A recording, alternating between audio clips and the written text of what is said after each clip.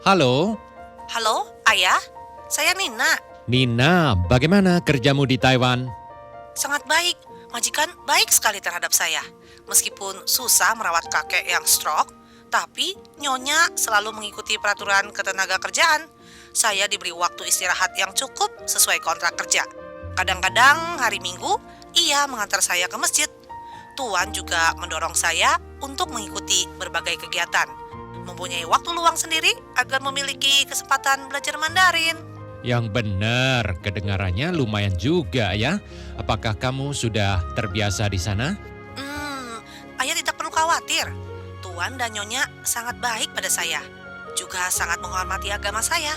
Orang Taiwan juga ramah dan baik. Makanya selain berteman dengan TKA dari Indonesia, saya juga mengenal banyak teman-teman Taiwan. Nah, kalau begitu kamu harus merawat kakek dengan baik dan bekerja yang rajin ya. Nyonya begitu baik pada saya pasti dengan sepenuh hati merawat kakek. Simpati dan peduli, majikan dan TKA menjadi satu keluarga. Kementerian Ketenagakerjaan dan Anda bersama-sama mengusahakan keberhasilannya.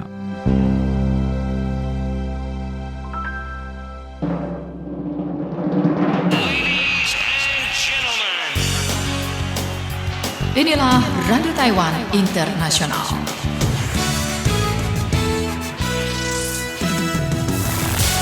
Halo para pendengar Radio Taiwan Internasional, siaran dalam bahasa Indonesia semuanya. Kembali lagi nih ya dengan acara info kita untuk pekan ini bersama saya Aditya Nugrahan di sini yang seperti biasa bakal menemani ruang dengar Anda selama 20 menit ke depan tentunya dengan berbagai berita ataupun informasi yang ada kaitannya dengan dunia ketenagakerjaan yang ada di Taiwan ya. Dan untuk pekan ini, Kak Titia juga sudah menyiapkan beberapa berita nih ya, ataupun informasi yang bisa dijadikan contoh pembelajaran bagi kita, yaitu adalah agar kita bisa bekerja dengan baik ya selama berada di Taiwan, dan juga yang pastinya adalah tidak melakukan tindakan-tindakan ataupun aktivitas-aktivitas apapun yang ilegal ya selama berada di Taiwan ya. Jadi untuk berita yang pertama yaitu adalah berita terkait adanya 5 PMA yang berstatus hilang kontak yang sudah ditangkap oleh pihak kepolisian ya karena melakukan aktivitas ilegal, yaitu adalah menebang pohon secara ilegal di Kabupaten Nantau sana. Jadi ceritanya itu ada seorang pendaki gunung ya, bisa dibilang seperti itu ya, pada Januari tahun ini itu menemukan adanya 4 pohon hinoki merah nih yang ditebang secara ilegal di Gunung Mahephufusu yang ada di Kabupaten Nantau sana. Dan setelah melakukan pengintaian selama beberapa bulan ya, dirinya pun itu kayak udah melaporkan juga ke pihak polisi, dan polisi sudah melakukan pengintaian selama beberapa bulan.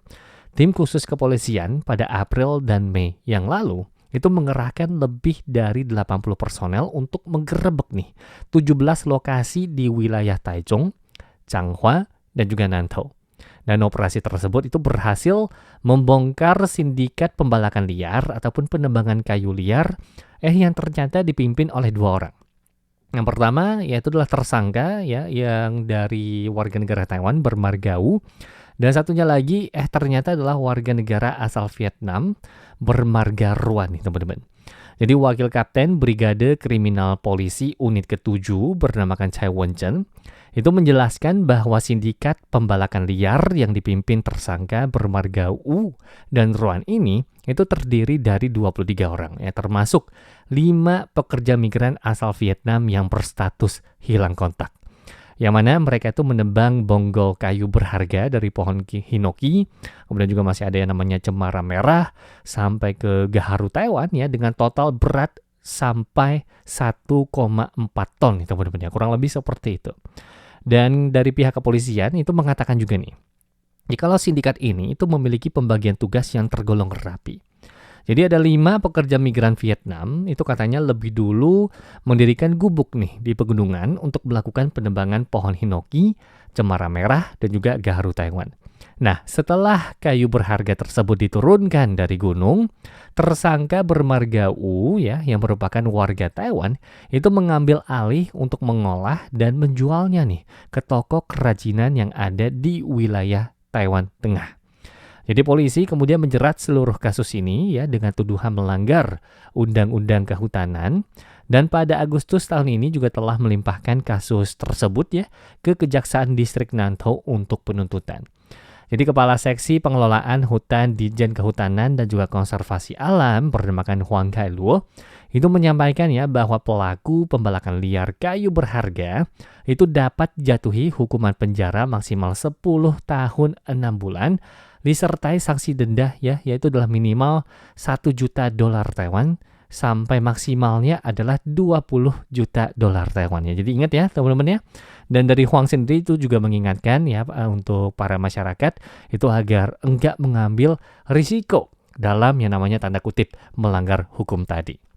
Jadi Ditjen Kehutanan dan juga Konservasi Alam mengemukakan ya sejak revisi Undang-Undang Kehutanan pada tahun 2021, ketentuan hukuman terhadap pembalakan liar kayu berharga itu telah diperberat nih menjadi hukuman penjara paling lama 10 tahun 6 bulan dan dendanya itu sampai 20 juta dolar Taiwan ya. Dan mereka pun juga menghimbau masyarakat nih untuk tidak membeli produk kayu yang enggak jelas nih asal usulnya itu dari mana, serta harus dipastikan kalau kayu-kayu tersebut, produk-produk tersebut itu ada labelnya ya, yaitu adalah Taiwan Wood ya, ataupun ya kalau diterjemahkan ke bahasa Indonesia artinya adalah kayu Taiwan saat membelinya ya. Nah barulah kita semua itu dapat memberantas sumber pembalakan liar ataupun penebangan kayu liar yang ada di Taiwan. Jadi bagi Anda yang memang nih suka koleksi, mungkin aja kayak patung-patung kayu ataupun dekorasi-dekorasi kayu seperti itu ya, harus lihat tuh ada nggak labelnya kayu Taiwan. Nah, kalau emang nggak ada, berarti itu mungkin aja nih, itu adalah kayu yang ditebang secara ilegal nih, nggak tahu dari hutan mana. Ya, jadi ingat, ini adalah aktivitas ilegal yang pertama yang pengen Kak Aditya bagikan, yang bisa dijadikan sebagai pembelajaran deh. Contoh ya, agar kita jangan melakukannya, karena dendanya itu juga nggak main-main ya. Dengan hukuman pidana penjara selama 10 tahun 6 bulan, dan denda maksimalnya itu sampai 20 juta dolar Taiwan. Jadi nggak main-main ya teman-teman ya. Nah kemudian masih ada juga nih tindakan ilegal yang kedua yang pengen Kak Aditya bagikan kepada teman-teman semua. Yang mana ada nih PMA Kaburan juga yang katanya ini membuang ya sebanyak 10 hamster ke toilet hidup-hidup. Nah jadi dari Kantor Perlindungan Hewan Taichung itu mengatakan hukuman maksimalnya adalah 2 tahun penjara dan juga denda yaitu adalah 2 juta dolar Taiwan ya teman-teman. Dan ceritanya bagaimana? Yuk kita mulai aja nih ya teman-teman ya. Jadi seorang warganet di Threads ya, itu jejaring sosialnya kayak IG ataupun Facebook, itu kayak membagikan nih rekaman layar dari Instagram Story seorang perempuan, yang mana dalam video tersebut ya terlihat nih perempuan ini itu memasukkan sebanyak 10 ekor hamster ya. Mungkin bagi teman-teman yang nggak tahu hamster itu apa, hamster itu mungkin bisa dibilang kayak tikus-tikus kecil yang lucu-lucu gitu loh, yang biasanya dipelihara ya. Jadi perempuan ini dalam video tersebut itu memasukkan sebanyak 10 ekor hamster yang masih hidup dan juga masih bergerak lincah ya ke dalam sebuah kotak transparan. Kemudian dia itu menuangkan hamster-hamster tersebut ke dalam kloset dan juga udah nggak menghiraukan lagi hamsternya itu yang emang di dalam kloset itu kayak berusaha mati-matian gitu ya untuk bertahan. Wanita ini langsung gitu ya menekan yang namanya tombol flush gitu loh, ataupun kayak untuk penyiraman toilet tersebut. Dan akibatnya apa? Akibatnya hamster-hamster malang tersebut ya otomatis ya terseret derasnya aliran air dan langsung terbuang ke saluran pembuangan. Jadi warganet yang mengunggah ulang video tersebut dengan marah menyatakan ya jikalau dirinya itu adalah pecinta hamster. Dan dirinya pun mengakui ya sangat sakit hati yang pastinya melihat rekaman saat hamster-hamster itu dibuang ke dalam kloset. Dan kasus ini langsung dilaporkan ke Asosiasi Perlindungan Hewan, dan dari hasil penelusuran yang ada terungkap ya bahwa perempuan pelaku penyiksaan itu ternyata warga negara Thailand ya, dan juga diduga bekerja di industri hiburan malam yang ada di Taichung. Jadi para warganet kini menyerukan ya agar pelaku itu segera diusut, meskipun kala itu kayaknya tiba-tiba akun Instagramnya udah ditutup. Tapi, nah ada tapinya nih ya, akun TikToknya itu tetap dapat ditemukan dan juga langsung ya dibanjiri oleh komen-komen ya, yang pastinya kecaman juga dalam bahasa Mandarin maupun bahasa Thailand, dengan pesan yang bernada keras ya seperti apa, mungkin aja karma akan menimpamu. Dan juga kenapa harus menyiksa hamster, kurang lebih seperti itulah komen-komennya ya. Jadi polisi Taichung pun ya membenarkan jikalau perempuan yang tega menyiksa hamster tersebut yaitu adalah seorang pekerja migran asal Thailand yang berusia 27 tahun yang berstatus kaburan ya, tanda kutip hilang kontak punya. Dan dirinya pun telah ditangkap ya pada bulan lalu setelah dilaporkan oleh mantan pacarnya, langsung diserahkan ya ke tim khusus penanganan dan kasusnya juga udah diteruskan nih ke administrasi perlindungan hewan. Jadi dari Kepala Administrasi Perlindungan Hewan Taichung yang bernamakan Li Ruliang itu menegaskan nih jikalau perbuatan ini itu jelas ya melanggar Undang-Undang Perlindungan Hewan dan dengan ancaman hukuman maksimal 2 tahun penjara serta denda antara 200.000 dolar Taiwan sampai 2 juta dolar Taiwan ya. Dan Lin pun menghimbau masyarakatnya agar dapat bertanggung jawab penuh nih ketika memelihara hewan serta tidak boleh sembarangan mengganggu, menyiksa ataupun melukai hewan-hewan tersebut. Nah, ini juga bisa dijadikan contoh ya bagi kita semua. Jikalau bagi Anda yang memang berpikiran seperti hamster-hamster itu lucu, ataupun mungkin hewan-hewan peliharaan yang lain itu lucu, jikalau memang ya keadaan Anda mungkin dari finansial itu tidak mencukupi ya, otomatis jangan memaksa untuk memeliharanya. Karena ketika Anda sudah memeliharanya ataupun mengadopsinya, otomatis kita itu sudah bertanggung jawab penuh akan kehidupan dari hewan peliharaan yang bakal kita pelihara itu. Mungkin tempat tinggalnya harus diperhatikan juga, makannya juga harus diperhatikan juga, dan yang pastinya tidak boleh dibuang sembarangan, apalagi dibuang dengan cara dimasukkan ke dalam kloset hidup-hidup. Ya itu namanya pembunuhan ya teman-teman ya. Maka dari itu yang pertama soal kayu, yang kedua soal hewan gitu ya. Nah kedua tindakan ini kalau bisa jangan dilakukan ya. Bisa dijadikan contoh ya ke depannya agar kita juga jangan melakukan hal yang sama. Jangan sampai kejadian seperti itu terulangi kembali ya. Jadi ingat ya teman-teman semua ya. Dan setelah ini Kak Ditya juga bakal berbagi ya peraturan-peraturan lainnya yang pastinya itu sangat penting juga untuk kita ingat ya selain kedua tadi. Yang pertama ya demi menjamin kesehatan masyarakat dan juga melindungi produk pertanian dan juga peternakan lokal. Sejak tanggal 1 Oktober 2008 ya bagi para pendatang yang membawa produk pertanian dan juga peternakan beserta produk lainnya itu harus melapor ke kantor Bea Cukai ataupun mengajukan permohonan pemeriksaan kepada Konter Biro Inspeksi dan juga Karantina Kesehatan Hewan dan juga Tumbuhan. Dan bagi para pelanggar itu bakal dikenakan denda yakni sebesar 3.000 dolar Taiwan ke atas. Dan untuk pelanggar kasus tertentu yang berat ya, itu otomatis bakal berurusan nih dengan hukum. Jadi tanaman dan barang-barang lain yang dikirim melalui pos itu juga harus memenuhi peraturan karantina baru dapat diambil setelah melewati persyaratan karantina dan Anda pun dapat menghubungi dengan nomor 02 2343 1401 sekali lagi 02 2343 1401 untuk informasi terkait persyaratan karantina tadi. Itu yang pertama. Kemudian peraturan selanjutnya ya yang kedua, Departemen Kesehatan dan juga Kesejahteraan Kantor Biro Kesehatan Nasional ya sejak tanggal 1 November 2009 yang lalu itu memberlakukan yang namanya peraturan baru terkait undang-undang larangan bahaya merokok yang di dalamnya itu termasuk larangan merokok untuk lokasi kerja dan juga tempat umum yang terdapat 3 orang atau lebih nih ya teman-teman ya.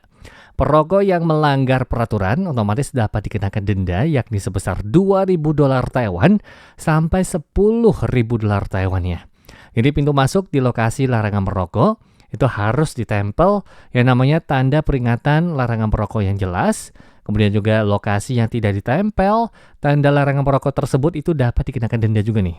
Ya ini sebesar 10.000 dolar Taiwan sampai 50.000 dolar Taiwan. Nah, jadi apabila teman-teman semua itu nggak jelas tempat tersebut itu sebenarnya area merokok atau bukan gitu ya, maka teman-teman semua dapat menghubungi saluran hotline dengan nomor 0800 531 531. Kak Ditya ulangi lagi. Nomor hotline-nya adalah 0800 531 531 untuk mendapatkan informasi ya. Dan apabila memiliki keinginan nih untuk berhenti merokok gitu ya, otomatis teman-teman juga dapat menghubungi saluran hotline yakni dengan nomor 0800 Sekali lagi 0800 636363 untuk mendapatkan pelayanan konsultasi untuk berhenti merokok nih ya. Kemudian selanjutnya nomor 3, undang-undang atau hukum Taiwan ya. Sekali lagi ya, terkait undang-undang perlindungan hewan itu menetapkan ya bahwa bagi siapapun itu tidak diperbolehkan melakukan penganiayaan, penyiksaan dan juga melukai ataupun menyakiti hewan, bahkan tidak boleh sembarang membentai anjing ya ataupun kucing, dan hukuman yang paling berat itu bakal dikenakan hukuman pidana ataupun kurungan penjara nih di bawah 2 tahun dan bakal dikenakan hukuman denda di atas $200.000 Taiwan dan di bawah $2 juta Taiwan ya. Jadi ingat, menjual ataupun mengonsumsi daging anjing ataupun kucing itu bakal dikenakan hukuman denda di atas $50.000 Taiwan dan di bawah $250.000 Taiwan. Dan selanjutnya ya teman-teman semua juga dilarang untuk mengirim uang melalui jalur-jalur yang ilegal. Jadi bagi oknum yang menyediakan jasa pengiriman uang ilegal itu bakal ditindak berdasarkan Undang-Undang Bank Pasal 29 Ayat 1, Peraturan Manajemen Pengiriman dan Pertukaran Mata Uang Asing Pasal 22 Ayat 1 terkait peraturan larangan untuk selain bank, pihak lain itu tidak boleh menyediakan pelayanan pengiriman uang nih teman-teman. Dan juga ada yang namanya perdagangan pertukaran mata uang asing ilegal tidak dibenarkan, yang mana otomatis harus menerima tanggung jawab hukum. Dan selain itu sering juga nih terjadi yang namanya perselisihan ya dalam pelayanan pengiriman dan juga pertukaran mata uang asing tersebut. Oleh karena itu, para PMA hendaknya melakukan transaksi pengiriman uang melalui organisasi keuangan resmi seperti apa? Seperti bank ya, untuk mencegah yang namanya penipuan atas uang yang didapatkan dengan susah payah tersebut ya. Dan selain itu, di masa sekarang ini juga ada ya sebagian bank yang sudah menyediakan pengiriman uang ke luar negeri melalui mesin ATM agar apa ya? Agar kita semua itu dapat melakukan pengiriman secara leluasa dan juga aman ya. Dan selanjutnya yaitu adalah mabuk nih ya pada saat mengendarai mobil, sepeda motor, sepeda listrik ataupun sepeda itu dilarang nih selama berada di Taiwan ya. Dan jikalau konsentrasi alkohol yang ada di dalam tubuh Anda ya pada saat itu melebihi standar, otomatis bakal dikenakan denda yakni di atas $15.000 Taiwan yang mana bakal bertambah nih jikalau terulang. Nah, jika terjadi kecelakaan, otomatis ya bakal terjerat hukuman denda dan juga perdata ya pastinya. Maka dari itu mohon untuk diperhatikan ya. Dan selanjutnya nih, demi memberikan lingkungan pendidikan yang lebih baik nih ya untuk generasi-generasi berikutnya, pekerja PMA Taiwan gitu ya hendaknya melakukan pencegahan kehamilan ataupun KB ya. Jadi bagi yang memiliki problema hamil nih selama masa bekerja di Taiwan gitu ya, hubungi hotline dan juga konsultasi dengan nomor 1955 untuk meminta bantuan ya, yang mana 24 jam dan juga masih ada banyak bahasan ya teman-teman ya. Dan masih ada lagi nih ya, yang yaitu adalah demi melindungi hak perekrutan PMA ya, MOL ataupun Kemenaker Taiwan itu menyediakan yang namanya aplikasi bahasa asing ya, baik itu bahasa Mandarin, bahasa Inggris, bahasa Indonesia, bahasa Vietnam dan juga Thailand gitu ya. Dan juga pengajuan dan juga pengecekan mandiri tenaga kerja asing yang mana itu memudahkan PMA untuk mengecek dan juga mendownload ya ataupun mengunduh surat perekrutan ataupun surat ganti majikan secara mandiri dan juga bisa mewakili majikan nih atas pengajuan perekrutan atau ganti majikan. Tinggal masuk aja ke situsnya, yaitu adalah situs dengan alamat fwad.wda.gov.tw ya. Nanti ya di situ pokoknya adalah semuanya ya teman-teman ya. Dan sekali lagi yang terakhir nih, karena waktunya juga masih ada ya.